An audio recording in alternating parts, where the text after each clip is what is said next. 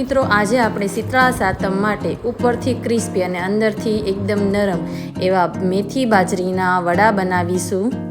આ વડાને તમે 1 અઠવાડિયા સુધી સ્ટોર કરી શકો છો, તેમજ બાળકોને લંચ બોક્સમાં પણ આપી શકો છો। હેલ્ધી વડા બનાવવાની રેસીપી જોઈશું। તો સૌથી પહેલાં તો અડધી વાટકી જેટલું દહીં લઈ લઈએ, તેમાં ફક્ત 2 ચમચી જેટલું તેલ ઉમેરી દઈએ। તો તેલ અને દહીંને મિક્સ કરી 1 મિનિટ સુધી ફેટી લઈએ। આમ કરવાથી વડા છે એ એકદમ સોફ્ટ બનશે। અને જો તમારી પાસે દહીં ના હોય તો તમે છાશ પણ લઈ શકો છો। હવે આપણે મસાલા એડ કરી દઈએ। તો અડધી ચમચી જેટલો હળદર, સ્વાદ પ્રમાણે મીઠું, 1 ચમચી લાલ મરચું પાવડર, 1 ચમચી ધાણા જીરું, ચપટી હિંગ, અડધી ચમચી જેટલા અજમાન આવી રીતે હાથોથી મસળી અને એડ કરી દઈએ। ત્યાર પછી 2 ચમચી જેટલા સફેદ તલ એડ કરી દઈશું। ત્યાર પછી 3 ચમચી જેટલો ગોળ આવી રીતે સમારી અને એડ કરી દઈએ અને ફરીથી બધું મિક્સ કરી દઈએ। હવે આપણે મેથી અને કોથમીરનું માપ જોઈ લઈએ। તો અહીંયા 1.5 વાટકી જેટલી મેથી અને અડધી વાટકી કોથમીર, 1.5 વાટકી જેટલો બાજરાનો લોટ, 4 ચમચી રવો અને 4 ચમચી ઘઉંનો લોટ, આ રીતે માપ લઈ લઈશું। હવે દહીંના બેટરમાં આપણે અડધી ચમચી જેટલો બેકિંગ સોડા અથવા તો ખાવાનો સોડા નાખી ઉપરથી અડધું લીંબુ નીચવી અને સોડાને એક્ટિવેટ કરી લઈએ। બધું મિક્સ કરી દઈશું એટલે આવું મિશ્રણ થઈ જશે। આનાથી સોફ્ટ થશે આપણા વડા। હવે એમાં 2 ચમચી જેટલી આદુ, લસણ અને મરચાંની પેસ્ટ એડ કરી દઈએ। લસણ ના ખાતા હોય તો ફક્ત આદુ મરચાંની પેસ્ટ। હવે બધી મેથીને ઝીણી સમારીને એમાં નાખી દઈએ। કોથમીરને પણ ઝીણી સમારીને એડ કરી દઈશું।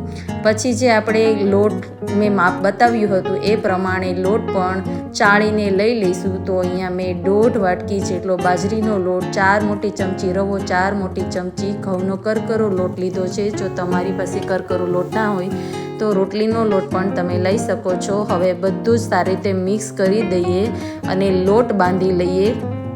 તો ફ્રેન્ડ્સ, બિલીવ મી, આ રીતના તમે જો વડા બનાવશો તો તમારા વડા સુપર ક્રિસ્પી ટેસ્ટી બનશે, બધાને ખૂબ જ પસંદ આવશે। તો આવી રીતે લોટ બાંધતા જો તમને જરૂર લાગે તો તમે 2-3 ચમચી જેટલું પાણી રેડી શકો છો। અહીંયા તમે છાશ કે દહીંથી પણ એને લોટને બાંધી શકો છો, પણ મારે અહીંયા લોટમાં બિલકુલ પાણીની જરૂર પડી નથી તો મેં કશું એડ કર્યું નથી। હવે લોટ બંધાઈ જાય પછી 2 મિનિટ સુધી આપણે સારી રીતે મસળી લઈશું। બાજરાના લોટને આપણે જેવી રીતે મસળીએ છીએ રોટલા કરતા હોય ત્યારે મસળી લઈએ અને પછી આવા નાના નાના ગોળા વાળી લઈએ। કમસે કમ 30 જેટલા ગોળા આ માપથી બને છે, એટલે કે 30 જેટલા વડા બનશે। હવે એક કપડાને, કોટનના કપડાને ભીનું કરી લઈએ। એની ઉપર આપણે આવી રીતે જે ગોળા બનાવ્યા છે બોલ્સ, એને આપણે મૂકી દઈએ અને ઉપરથી આવી રીતે વાટકીથી પ્રેસ કરશું। આ રીતે જો વડા બનાવશું તો આપણે ખૂબ જ સહેલાઈથી વડાને પ્રેસ કરી અને એને તળી શકીશું। તો આવી રીતે કરી અને પછી ઉપર થોડું અમથું પાણી લગાવી દઈએ। બધા એક જ સરખા માપના કરવા માટે મેં આવી રીતે કર્યા છે। હવે આની ઉપર થોડું પાણી લગાડી દઈશ અને એના ઉપર ફરીથી થોડાક સફેદ તલ સ્પ્રિંકલ કરીશ અને આવી રીતે એમાં ચોંટાડી દઈશું અને પછી મીડિયમ ટુ લો ફ્લેમ ઉપર આપણે બધા જ વડાને તળી લઈશું।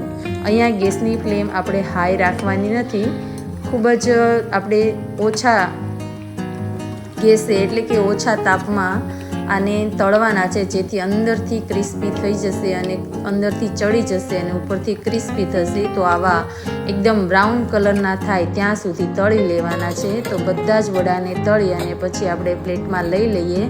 તો ખૂબ જ ક્રિસ્પી થયા છે અને અંદરથી સોફ્ટ બન્યા છે। તમે આને ચા કે ચટણી કે દહીં સાથે સર્વ કરી શકો છો। તો મિત્રો, વિડીયો ઉપયોગી લાગ્યો હોય તો એને લાઈક અને શેર જરૂરથી કરજો। ચેનલ હજી સુધી સબસ્ક્રાઈબ ના કરી હોય તો સબસ્ક્રાઈબ કરી લેજો। તો મિત્રો, રાંધણછઠના દિવસે આવા વડા જો બનાવી લીધા તો શીતળા સાતમમાં મોજ પડી જશે।